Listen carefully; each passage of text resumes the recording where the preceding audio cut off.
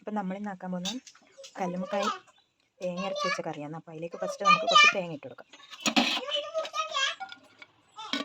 ഈ തേങ്ങ നമുക്കൊന്ന് വറുത്തെടുക്കാം. ഈ തേങ്ങ നല്ല ബ്രൗൺ കളറാകുന്ന വരെ നമുക്ക് വറുത്തെടുക്കാം. അപ്പോൾ നല്ല ബ്രൗൺ കളറായി വന്നിട്ടുണ്ട്. ഇതിലേക്ക് 2 അല്ലി വെളുത്തുള്ളിയും കൂടി നമ്മൾ നേരത്തെ ഇട്ട് കൊടുത്തായിരുന്നു. ഇനി ഇത് തണിഞ്ഞ് വരുമ്പോൾ നമുക്ക് മിക്സിയിൽ ഇട്ടിട്ട് ഇത് അരച്ചെടുക്കാം. ആയിട്ടുള്ള സാധനങ്ങൾ ഒരു വെല്ലുള്ളി, ഒരു തക്കാളി, 2-3 പച്ചമുളക്, ഇഞ്ചി, വെളുത്തുള്ളി ചതച്ചത്. ഇതിലെ മെയിൻ ഇൻഗ്രീഡിയൻ്റ് ആയ കല്ലുമ്മക്കായ നല്ല കഴുകി വൃത്തിയാക്കിയിട്ടുണ്ട്.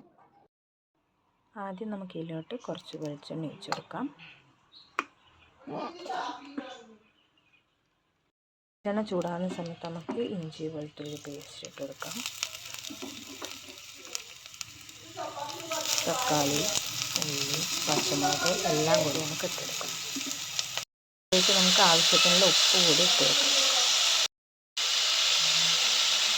നമുക്ക് കുറച്ച് സമയം ഒന്ന് അടച്ച് വെച്ച് വേവിക്കാം.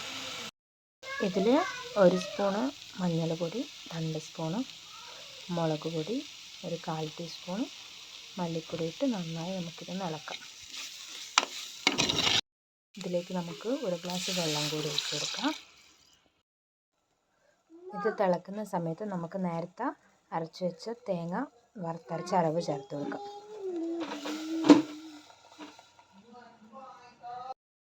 ഇത് നന്നായി തിളവരുന്ന സമയത്ത് നമുക്കിതിലേക്ക് ചെമ്മീൻ, ഇത് നന്നായി തിളവരുന്ന സമയത്ത് നമുക്ക് കല്ലുമ്മക്കായ ഇതിലേക്ക് ഇട്ട് കൊടുക്കാം.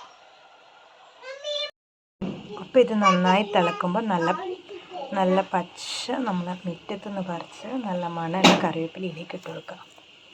നല്ലൊരു ഫ്ലേവറാണ്. അപ്പോൾ ഒരു 3-4 മിനിറ്റ് നമുക്ക് ഈ കല്ലുമ്മക്കായ വേവുന്നവരൊന്ന് വെക്കാം. നമ്മൾ നല്ല ടേസ്റ്റിയായ തേങ്ങ വറുത്തരച്ച് വെച്ച കല്ലുമ്മക്കായ കറി ഇപ്പോൾ ഇവിടെ റെഡി.